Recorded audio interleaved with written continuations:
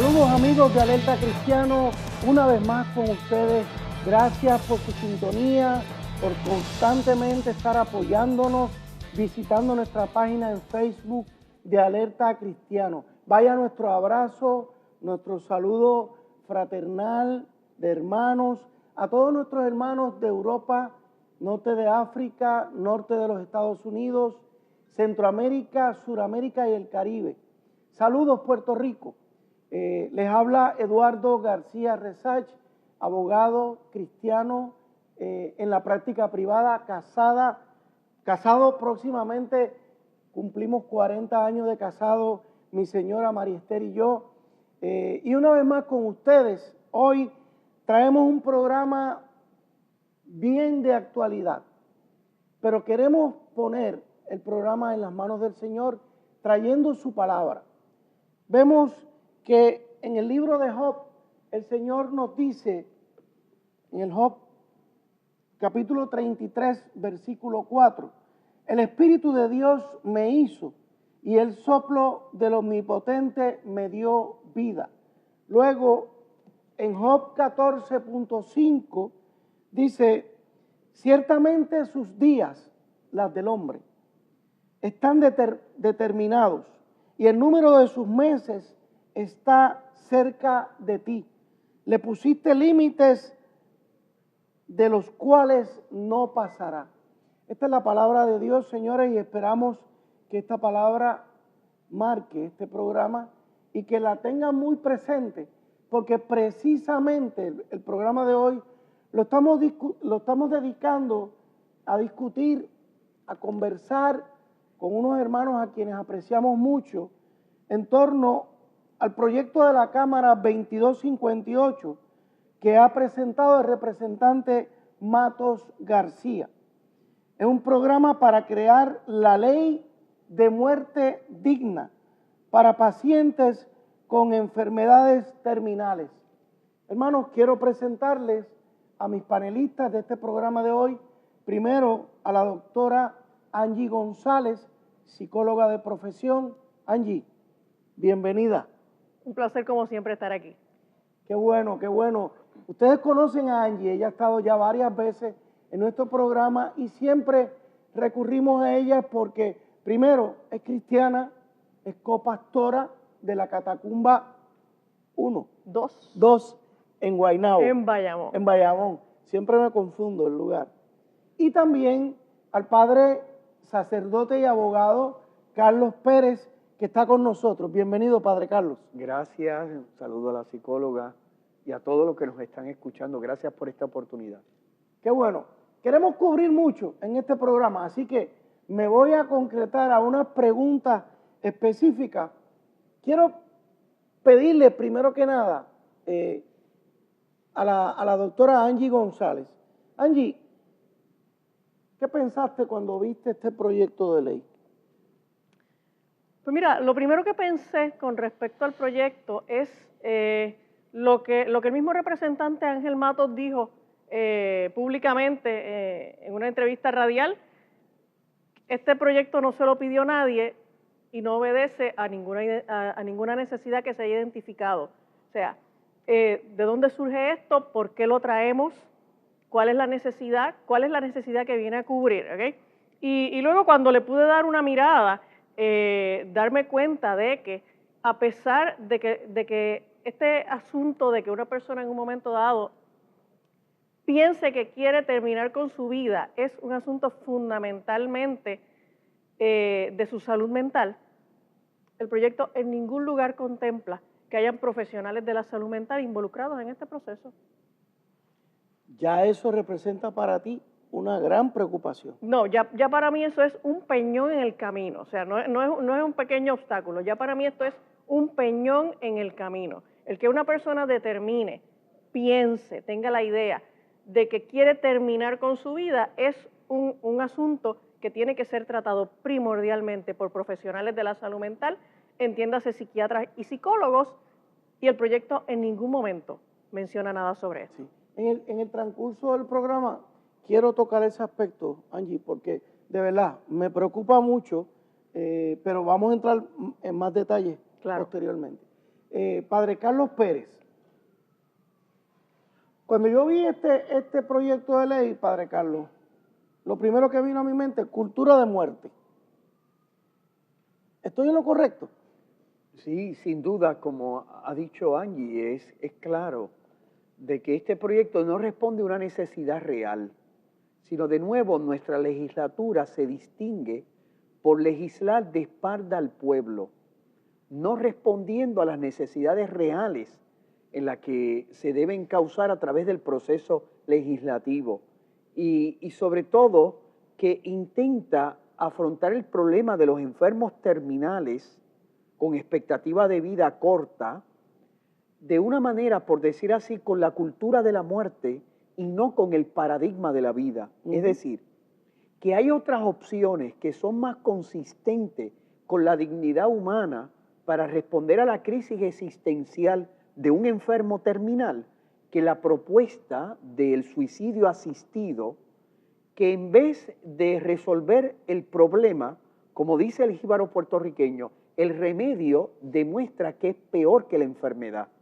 Y por eso es que es tan preocupante esta puerta irresponsable que algunos miembros de la legislatura abren, que es como ha dicho el Tribunal Supremo de los Estados Unidos, en el caso de Washington versus Gilbert, donde dice que esto es una especie de pendiente resbaladiza a nivel cultural, que lo que empieza por la eutanasia voluntaria o el suicidio asistido concluirá, dice el Tribunal Supremo, como la experiencia histórica ha demostrado, con el asesinato de las personas más vulnerables. Por lo tanto, nosotros los puertorriqueños, y mi preocupación cuando leí este proyecto, es que tenemos que levantar nuestra voz, porque esta puerta que se abre, los que van a quedar desprovistos de la protección de la ley son los más vulnerables. Vamos a tener un nuevo capítulo de atropello de las personas más inocentes, los vulnerables, como son los niños en el vientre materno, como son los niños, como son los ancianos y como son los enfermos terminales. Sin duda, esto es terriblemente preocupante. Padre Carlos, usted habló de alternativas. ¿Me puede mencionar una o dos a esto? Fíjese que es interesante que la medicina paliativa, que es la que afronta, es la medicina paliativa para que la gente entienda, es la que afronta los problemas de los enfermos terminales, no con la expectativa de la curación, sino con la expectativa de que la persona pueda tener en ese proceso de ser un enfermo terminal, del paso de la vida a la muerte, que sea un proceso, por decir así, digno, un proceso en el cual la persona pueda desarrollar una serie de valores adecuados para afrontar el problema de la enfermedad terminal. Y la medicina paliativa, por decir así, son varios sectores que afrontan el problema, por decir así, de los enfermos terminales. Está el sector médico, evidentemente para bregar con todos los problemas concomitantes con un enfermo terminal, como pueden ser los dolores crónicos. Están los psicólogos y psiquiatras para bregar con los problemas existenciales propios de esa etapa de la vida. Y está sobre todo la compasión solidaria de los familiares que en ese proceso de transición enfermo terminal de la vida a la muerte acompañan a las personas para que creándole el ambiente digno para que ellos puedan desarrollar una serie de valores importantes para esa etapa de la vida. Yo quiero decir algo importante. El estado de Oregón, en Estados Unidos, la exposición de motivos dice que son 5 estados que han legislado a favor del suicidio asistido. Honestamente son 3. El estado de Oregón, el estado de Washington State y el estado de Vermont. El estado de Nuevo México y Montana ha sido por decisiones de los tribunales que ha de alguna manera despenalizado el suicidio asistido. Pero es interesante notar que en el caso del estado de Oregón y Washington, parte de la ley exige que el Departamento de Salud de ambos estados afronten, rindan unos informes estadísticos anuales sobre el modo como se ha aplicado la ley del suicidio asistido en el estado de Oregón y en el estado de Washington State. Es interesante notar que los médicos que participan del suicidio asistido tienen la obligación de rendir un informe presentando todo, por decir así, el dossier en torno al acompañamiento del suicidio asistido de una persona. Interesantemente, en el caso de Puerto Rico, eso no está. Por lo tanto, el análisis, por decir así,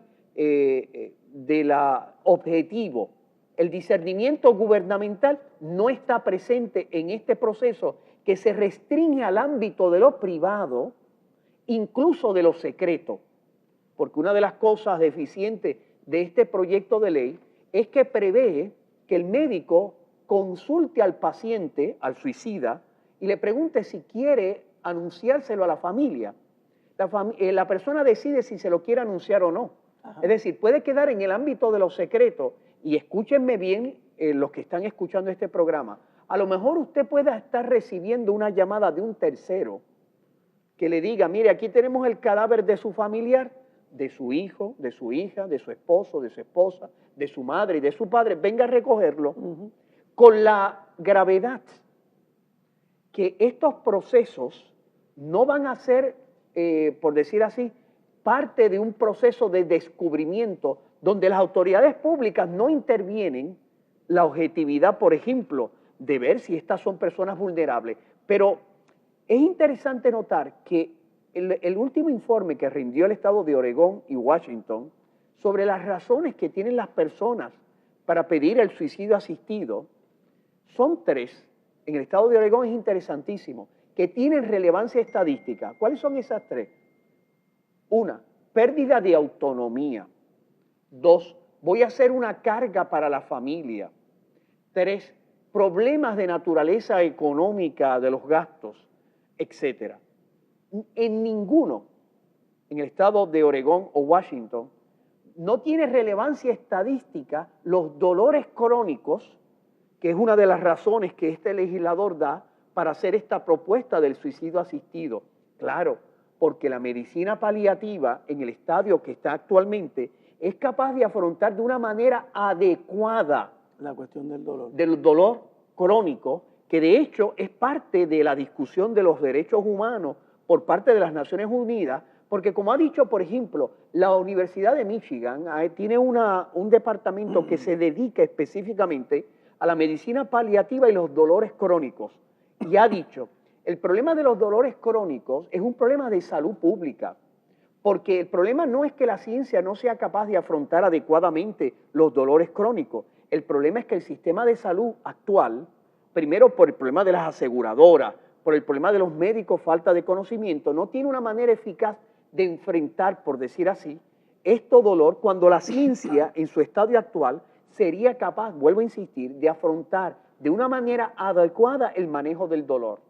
Además, que cuántas personas que nos rodean tienen dolores crónicos que viven una vida absolutamente digna y adecuada.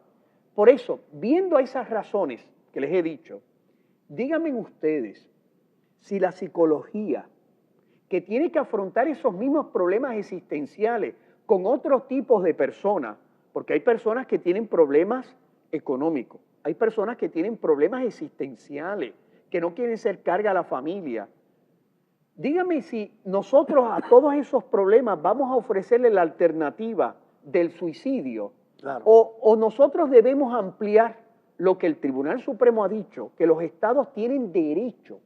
Por eso no es un derecho constitucional el suicidio asistido, y el Tribunal Supremo ha dicho, los estados tienen derecho a promover la vida. Claro. Yo lo que he dicho, miren, vamos a hacer un paradigma de la vida. Esto no tiene que ver simplemente con el creyente religioso. Correcto. Esto tiene que ver con una persona humana que reconoce que la vida siempre merece la pena vivirse. Por eso nuestra propuesta es absolutamente contraria a un proyecto tan aberrante. Correcto. Como es ese proyecto que se presenta. Amigo, esto a manera de introducción, como ustedes verán, como han visto, estamos tocando unos puntos de entrada. Ahora en el próximo segmento vamos a entrar en unos detalles después de esta pausa. Alerta Cristiana.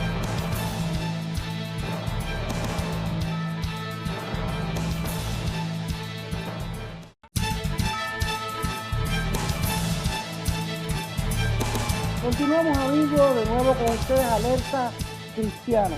Amigos, este proyecto de ley de muerte digna para pacientes con enfermedades terminales, el representante Matos García indica que una vez, con la opinión de un médico, de un facultativo médico, se determina que una persona tiene una expectativa de vida de 6 meses, se entra, el proyecto menciona unos detalles, se da una opinión, la persona tiene que solicitar mediante una primera petición que se estudie el caso y se tome una determinación. Doctora Angie González, a mí me preocupa esto de los 6 meses. Todos sabemos los adelantos de la ciencia, todos sabemos las maravillas que la ciencia está haciendo. Esto de los 6 meses, ¿es razonable? Bueno, el problema con los 6 meses y con cualquier término de tiempo que se ponga es que de veras es imposible hacer una predicción exacta en donde uno pueda decir, mira, esto no va a fallar, esta persona se va a morir de aquí a este tiempo, ¿no? En la ciencia médica, y yo estoy segura que las personas que nos están viendo en este programa deben conocer o deben haber escuchado la historia de alguien que en un momento dado le hicieron una predicción de muerte inminente y algo pasó, ¿no? Tal vez por vía de milagro, tal vez por vía de un descubrimiento médico, tal vez por vía de algún tratamiento existente. Oye, que eso se prolongó, ¿no? Y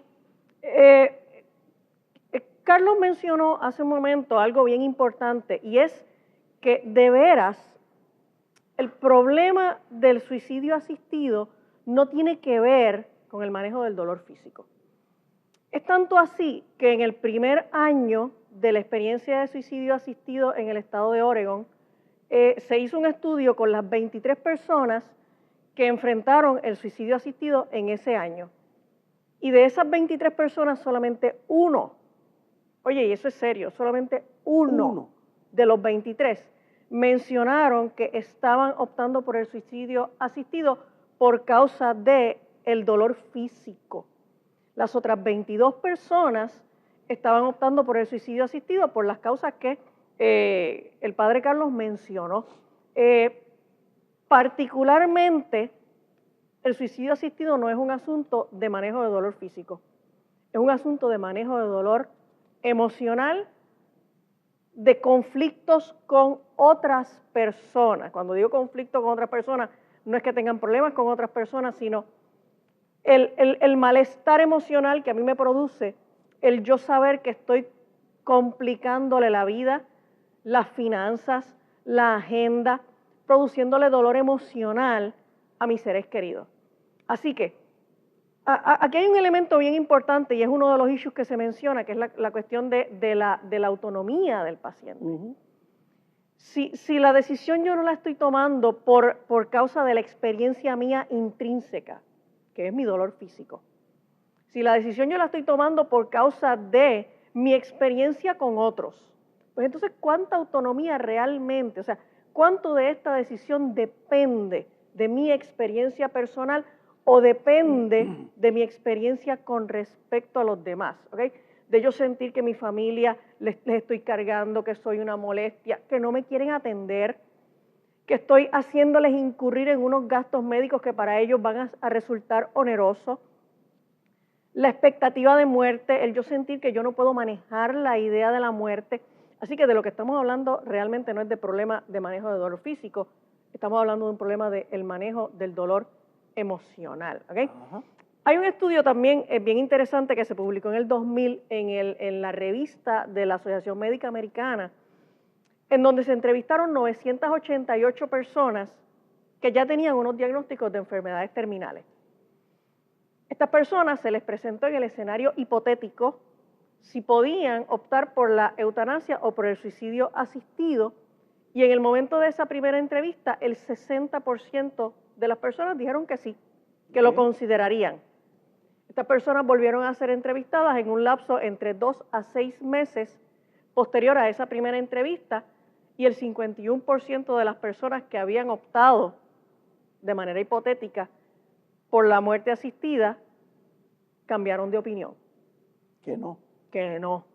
O sea, si yo voy a estar trabajando con una persona que tiene un diagnóstico de que vas a morir en los próximos meses, que tu muerte es inminente, y en ese momento del shock en donde yo te anuncio, mira, esto es lo que va a pasar contigo, vas a morir pronto, va a ser un proceso doloroso, tus familiares entonces también están afectados emocionalmente, y en ese momento yo te permito que tú tomes una decisión sobre esto, y en las próximas semanas tú vas a estar quitándote la vida.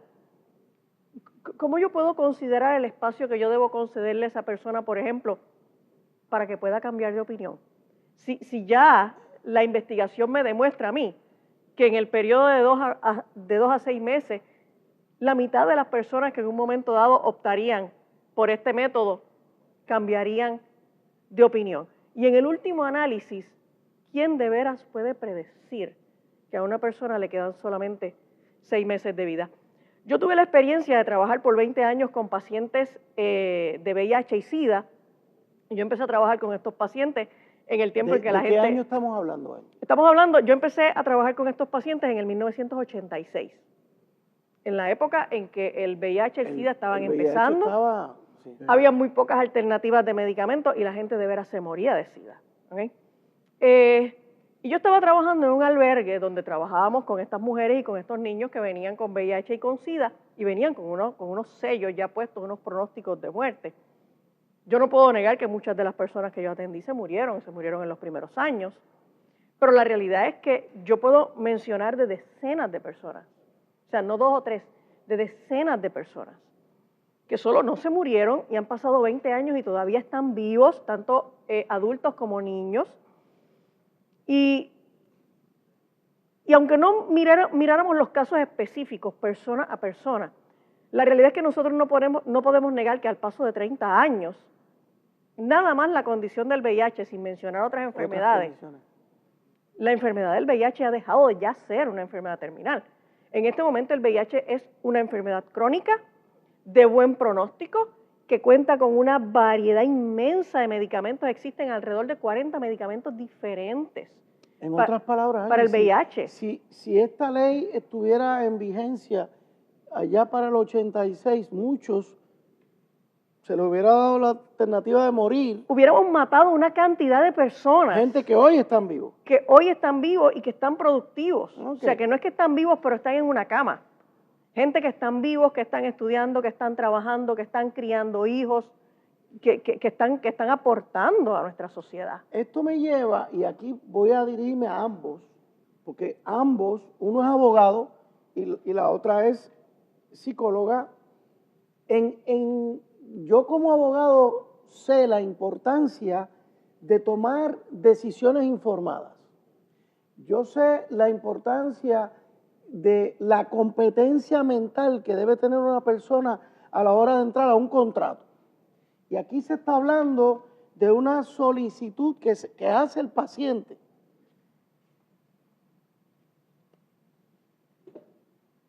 ¿Cuán importante es la competencia mental de ese paciente antes de firmar ese documento?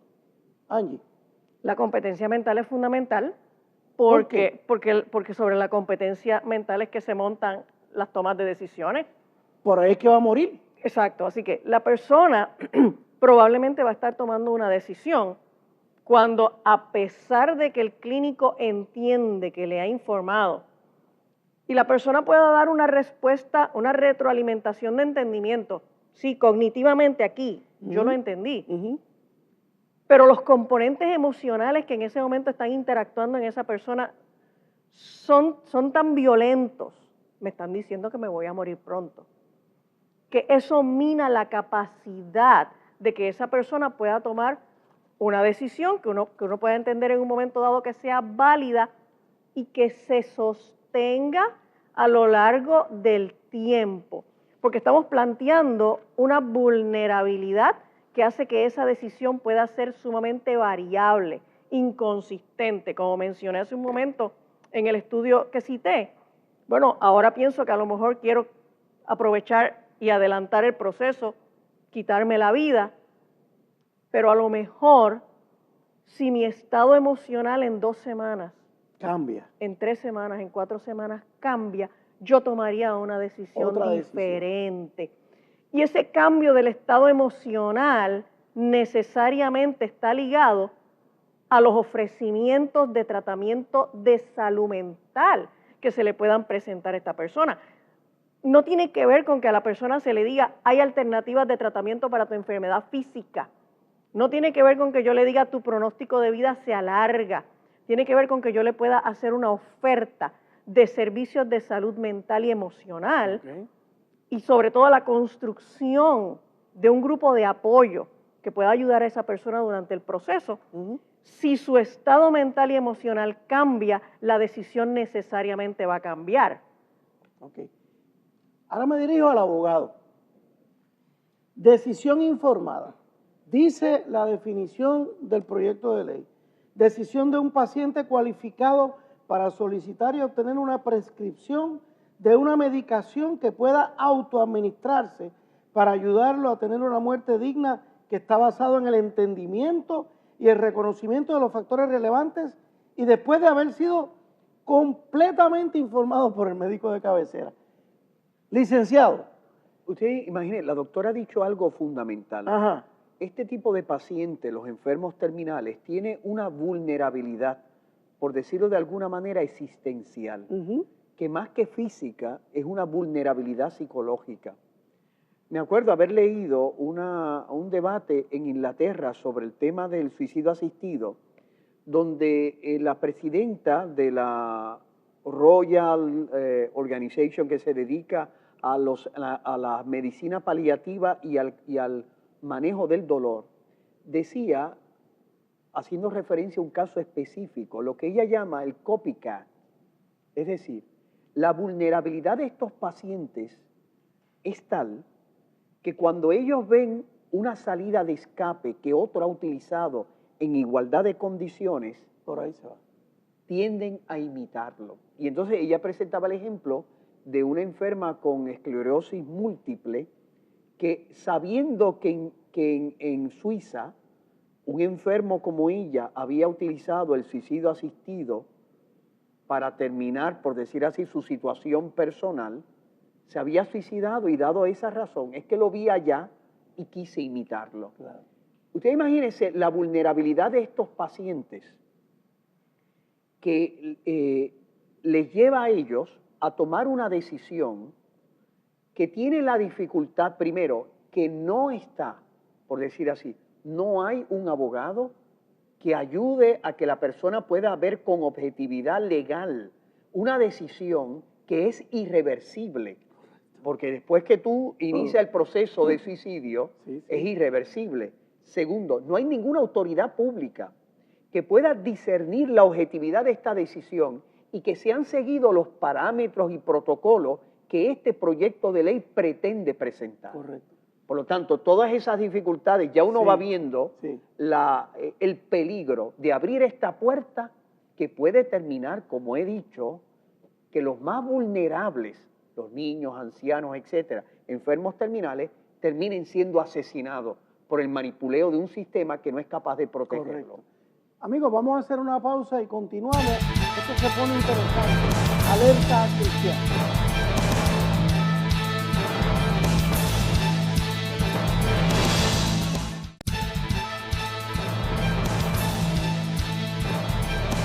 De regreso con ustedes, amigos de Alerta Cristiana. Estábamos hace un ratito compartiendo con ustedes la importancia de una decisión informada.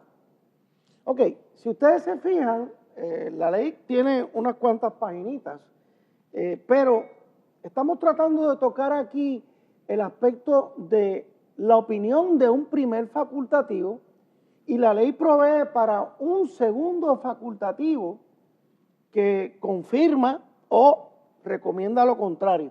En ningún punto de la ley hemos visto que se hable que uno de los dos facultativos debe ser un experto en salud mental, un psicólogo, un psiquiatra. Angie, ¿qué importancia tiene que intervenga un psicólogo, un psiquiatra en esta decisión que es la que le pone fin a la vida? Claro, mira, ya la investigación que hay en el tema de la eutanasia y el suicidio asistido nos demuestra que un número muy significativo de las personas que consideran esta alternativa tienen diagnósticos de depresión. ¿Okay? Y es lógico, o sea, es lógico, estás frente a la posibilidad de la muerte inminente, ¿no? Cuando una persona tiene una depresión, sus capacidades de toma de decisiones, sus capacidades de juicio, se ven afectadas por el factor emocional. ¿Sí? Necesariamente, para que una persona pueda considerar el suicidio asistido o la eutanasia, tiene que tener una buena evaluación del profesional que es competente en el área de salud mental. No necesariamente los médicos en otras disciplinas están capacitados para hacer una buena evaluación, un diagnóstico y ofrecer un tratamiento para una persona que está deprimida. Oye, porque si yo tengo una persona que tiene una enfermedad terminal, tiene un pronóstico de vida corto y además está deprimida, ¿cuál de las dos alternativas yo debería considerar primero? ¿Ofrecerle el suicidio asistido o por otro lado ofrecerle un abordaje terapéutico, un tratamiento para su depresión? Porque yo no puedo considerar primero ayudar a esta persona a manejar los factores emocionales, los factores mentales asociados a su diagnóstico terminal y permitirle a esta persona la oportunidad de que pueda completar su vida con una mayor calidad de vida, con una mayor satisfacción, con una mejor integración con sus seres queridos y que pueda despedirse de sus seres queridos y de la vida de una manera natural. Ahora, cuando el proyecto me dice a mí que aquí hay un clínico que te está diagnosticando y que te está prediciendo una muerte inminente y solamente va a buscar otro clínico de una especialidad similar para que confirme que efectivamente esa persona tiene una enfermedad terminal y que el tiempo de vida es corto. Entonces, ¿qué queda con la parte de salud mental? La realidad es que, lamentablemente en Puerto Rico, esto es uso y costumbre. Las disciplinas de la medicina física incluyen, en raras ocasiones, presentan muy pocos referidos para la parte de salud mental. Sí, y entonces en muchas ocasiones uno se encuentra con pacientes que vienen a donde un psicólogo, que van a donde un psiquiatra, que llevan años trabajando con enfermedades físicas que le afectan sus relaciones de familia, su capacidad de trabajo, les afectan emocionalmente y en un momento dado uno le pregunta, oye, ¿y alguna vez tu médico te hizo un referido a un psicólogo o a algún psiquiatra? No, en ningún momento.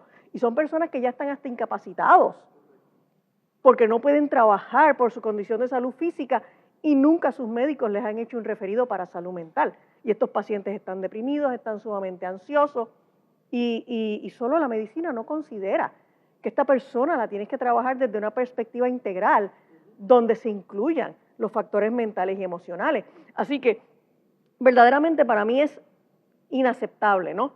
Que vayamos a trabajar con el elemento de la decisión de vida o muerte, que es un elemento primordialmente mental y emocional, y que solo no se considere que hayan profesionales de la salud mental involucrados.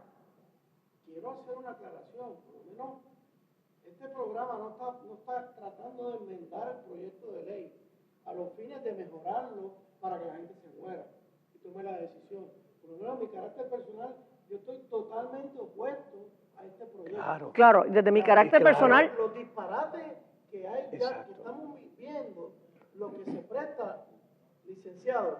Es a eso, lo ha dicho. A muchos pleitos. Claro, es que ¿sabe cuál es el problema de este proyecto de ley? Lo ha dicho muy excelentemente Angie.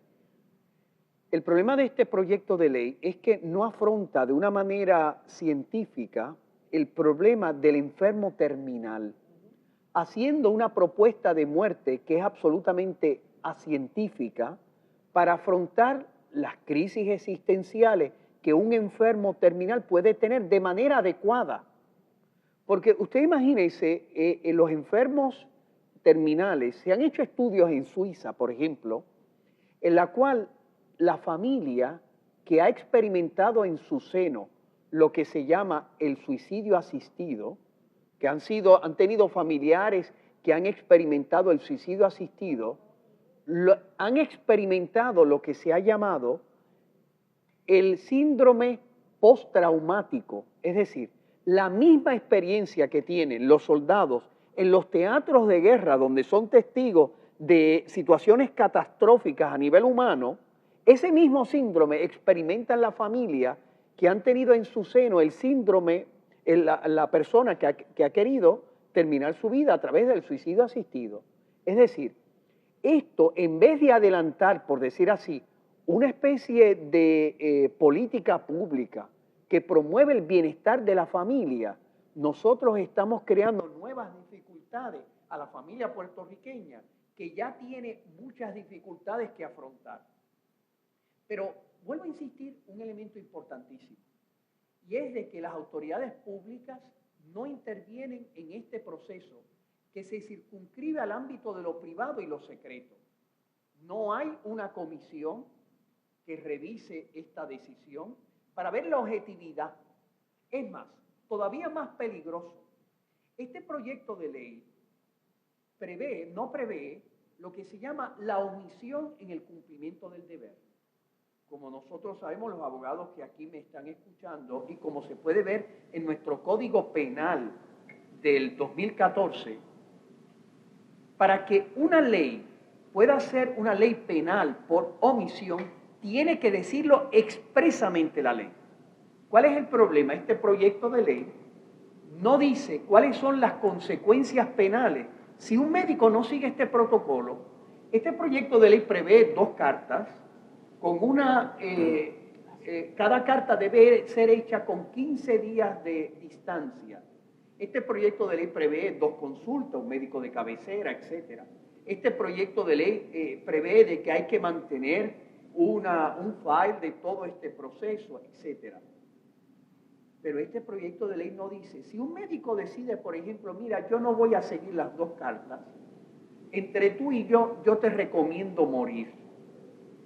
No hay ninguna consecuencia penal. Es decir, de nuevo, la parte más vulnerable de una sociedad, como puede ser un enfermo terminal, queda desprovista de la protección de nuestro sistema penal ante el abuso de estas aseguradoras y de este sistema médico que muchas veces lo que pretende no es el mejor bienestar del paciente, sino el ahorrar costos. Doy un ejemplo del estado de Oregón. Una señora, hubo 2 casos el año pasado que suscitaron una gran polémica en el estado. Una señora diagnosticada con un cáncer terminal que los médicos le dijeron que sometiéndose a un tratamiento de quimioterapia, que su costo es $4,000 mensuales, podía ampliar las expectativas de vida y mejorar incluso la calidad de vida. La aseguradora le escribió a esta señora la siguiente carta. Señora, no le vamos a pagar los $4,000 mensuales que cuesta el tratamiento de quimioterapia, pero le estamos ofreciendo los $300 del suicidio asistido, que es una opción más económica y más eficaz. Increíble. Es decir, ustedes imagínense, en nuestro sistema de salud que tiene una crisis institucional, que estos pacientes, que además estos procesos son privados y secretos, que no hay consecuencias penales para el médico que no lo siga. Ustedes imagínense estas personas en manos de estos sistemas de salud que presionan a los médicos para que los costos bajen.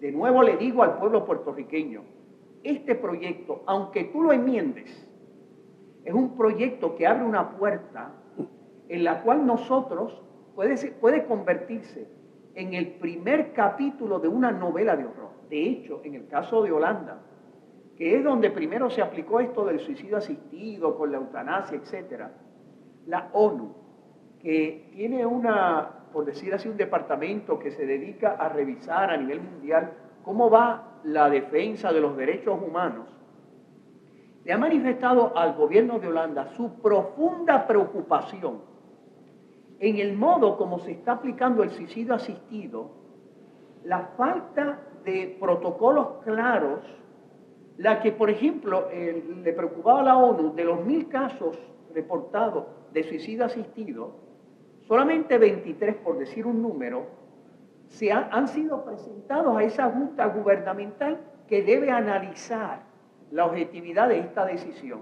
Que además se preocupan que en el caso, por ejemplo, han muerto cientos de niños. Y por lo tanto, la ONU manifiesta, aquí hay un problema de derechos humanos. Claro, claro. Es decir, nosotros queremos crear una dificultad cuando hay otra alternativa mucho más eficaz, que es el paradigma de la vida, que es parte de nuestra cultura judeo-cristiana, de la cual no nos tenemos que avergonzar cuando tenemos que enfrentarnos a las crisis existenciales. Porque lo que yo estoy diciendo, siempre estamos imitando como el mono opciones de muerte. Correcto.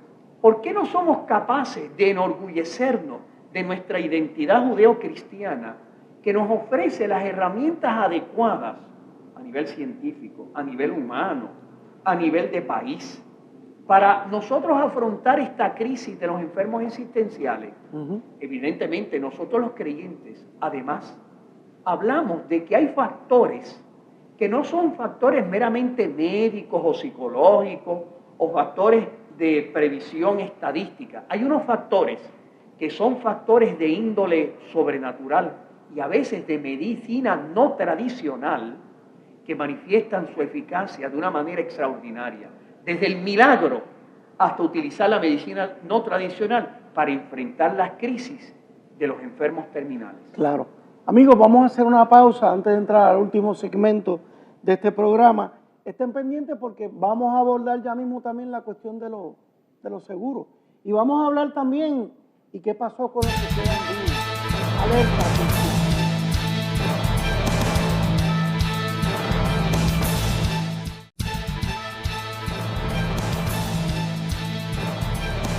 De regreso con ustedes, amigos de Alerta Cristiano, a este último segmento de nuestro programa. Hemos estado conversando sobre el proyecto de ley 2258, proyecto de la Cámara de Representantes. El objeto del proyecto es todo un proceso para que una persona pueda pedir que se termine con su vida, luego de unos facultativos médicos entrar, ¿verdad?, y asesorarle y ese tipo de cosas. Pues yo le pregunto a la doctora Angie González, doctora, ¿y qué de los que quedan vivos? O sea, este representante, yo puedo entender que tenga mucho interés en el paciente terminal, pero ¿y dónde están los hijos, los padres, la familia, todo el que rodea a esa persona que está tomando esta decisión? Sí, mira, esa es una de las preocupaciones más grandes también que presenta el proyecto, porque el proyecto se concibe dentro de una visión de un individualismo extremo, como si estos pacientes no tuvieran ninguna relación con nadie en el mundo, ¿no? El padre mencionó hace un momento un estudio que se hizo en Suiza, este estudio es reciente, del 2012, se encontró que las personas que eran testigos de familiares que se suicidaban por este método llegaban a presentar hasta un 20% el síndrome de estrés postraumático. El síndrome de estrés postraumático es un trastorno de la familia de los trastornos de ansiedad que tiene que ver con una sintomatología asociada a un evento traumático. Para que tengan una idea de cómo compararlo, ¿verdad? Si este 20% es alto o no. El Instituto Nacional de la Salud en Estados Unidos en el 2009 publicó un estudio con soldados estadounidenses que fueron al escenario de guerra en Afganistán. Y estos soldados presentaron síndrome de estrés postraumático en un 11%. Así que ser testigo del suicidio asistido de un familiar es doblemente más traumático que ir a un escenario de guerra. Wow. Es mejor que te manden a la guerra y no que te sienten a mirar a un familiar tuyo O quitándose la vida. Yo diría que no te manden a ninguna de las dos cosas. Exacto. Entonces, el problema que tiene el proyecto también es que, como se da en un marco de secretividad, yo con mi proveedor de servicios de salud tomo una decisión. Y, por ejemplo, yo puedo decirle a mi familia, mira, voy para una cita médica y realmente a lo que voy es a hacerme mi suicidio, ¿no? Y luego entonces mi médico llama a mi familia, ven para que identifiques y te lleves este cadáver. Correcto. ¿Ok? Y la ley entonces me está protegiendo para que yo lo haga de esta manera. Y de ninguna manera estoy considerando a las personas que se quedan vivos. ¿Qué pasa con mi familia? ¿Qué pasa con mi comunidad? ¿Qué pasa con esa gente que me ama? ¿Qué pasa con los que entonces, si yo decido que voy a hacer el suicidio en el hogar, y los estudios indican que también la mayor parte de la gente escoge hacerse el suicidio, tanto en Bélgica como en Holanda, escogieron el hogar, hacerlo en su propia casa, ¿ok? Entonces yo voy a dejar una secuela de enfermedad mental en mi familia porque voy a optar por esto. Pero no solo eso, ya en Holanda, solamente en el 2013, 650 niños murieron por eutanasia decidida por sus padres, porque entonces ya en Holanda se permite que si los padres junto con los médicos entienden que los niños tienen una enfermedad, nacieron con alguna enfermedad que no les va a proveer una calidad de vida, pues entonces ya los padres pueden tomar la decisión por estos niños. Y nada más en el 2013, 650 niños en Holanda ya fueron ejecutados, porque no cabe otra palabra, ¿no? Por medio de estos procedimientos. Definitivamente. Ahora, la pregunta es, Padre Carlos, ¿y qué dicen las aseguradoras? Porque aquí, a simple vista, hay un conflicto de interés terrible. ¿Qué van a decir las aseguradoras? No estamos de acuerdo con este proyecto. No facilitemos la muerte asistida. Cuando ellas son las primeras que están abaratando costos. Claro. ¿Quién está detrás de este proyecto? El representante ha dicho que eso le salió de la nada, que nadie le ha pedido este proyecto. Sin duda plantea un problema de naturaleza de política pública. Correcto. Porque cuando tú le das un poder nuevo a las autoridades públicas o se lo das a un particular, como es el poder de la muerte, siempre eso tiene consecuencias devastadoras. Por eso, evidentemente, el proyecto de ley, el modo como ha sido planteado, su secretividad, en el ámbito de lo privado, en la que no intervienen profesionales de la conducta, sino solamente profesionales del aspecto físico, donde no está basado en estudios científicos que habla sobre el valor de las estadísticos de las expectativas de vida, etc. Imagínense que en los hospicios, como los hospitales, tienen la obligación de promover, es decir, de darle la alternativa a la persona. Imagínense el planteamiento que van a tener personas creyentes en ese contexto, por decir así, médico. Los hospitales, por ejemplo, el Hospital de la Concepción, hospital católico en el sur de Puerto Rico de casi de 500 años, cuando tenga que enfrentarse de que la ley le obliga a tener que orientar a las personas sobre una opción que es tan contraria a nuestra concepción cristiana de lo que es la dignidad de un enfermo terminal.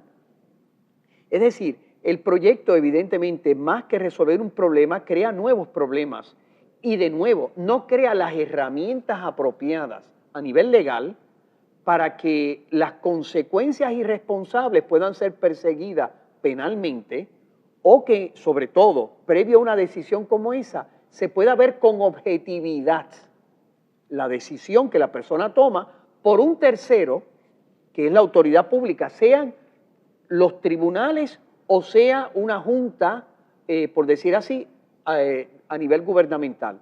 Precisamente este proyecto, yo le ofrecí al representante en nuestros debates que hemos tenido públicamente, yo le dije que retirase ese proyecto, que si él tiene una inquietud legítima sobre los enfermos terminales, que evidentemente como sociedad tenemos que preocuparnos de los enfermos terminales con expectativas de vida corta, que haga un estudio mucho más amplio que haga lo que hizo el estado de Nueva York en el 1994, cuando se planteó este mismo problema del suicidio asistido. El gobernador Cuomo hizo una comisión intersectorial en la que estaban presentes psicólogos, médicos, sacerdotes, pastores, etcétera, aseguradoras, para que se estudiara todo el problema general de los enfermos terminales.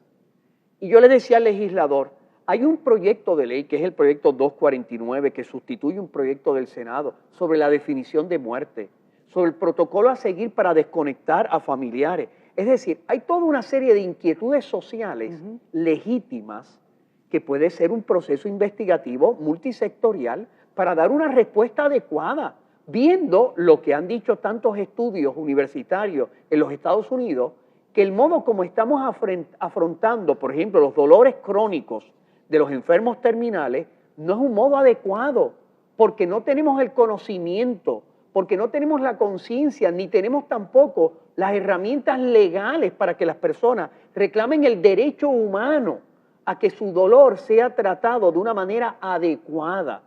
Eso es un problema mucho más amplio de presentar como una alternativa, primero irresponsable, poco científica, etcétera, la opción de muerte, cuando podemos promover en nuestra sociedad el paradigma de la vida. Y por último, yo quisiera decir una cosita más. Evidentemente, yo he escuchado personas que han dicho que esto es un problema entre liberales y religiosos. Sin duda, nosotros los creyentes tenemos una intuición de que la vida humana es un don que merece siempre ser vivido, porque nosotros, que entendemos que la vida es un don en todas sus circunstancias, podemos decir que todo es para bien de los que aman a Dios. Pero nosotros los creyentes somos parte de una sociedad democrática y pluralista, y nosotros traducimos con lenguaje secular las intuiciones que nuestra fe religiosa nos hace descubrir. Y ese valor que nosotros descubrimos de nuestra experiencia religiosa, que es que la vida, toda vida humana, siempre es un don y nunca un problema, nos hace traducir con lenguaje, por decir así, secular, de que hay que buscar opciones de vida, el paradigma de la vida.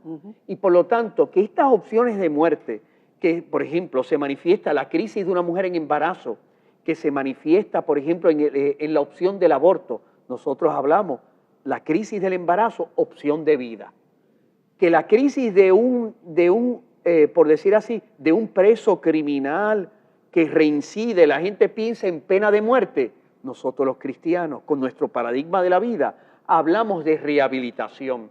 Y por eso también, con el enfermo terminal, nosotros en vez de hablar de muerte, nosotros hablamos del paradigma de la vida, medicina paliativa, eficaz, para que ese tránsito de la vida a la muerte se pueda vivir en un contexto de dignidad humana.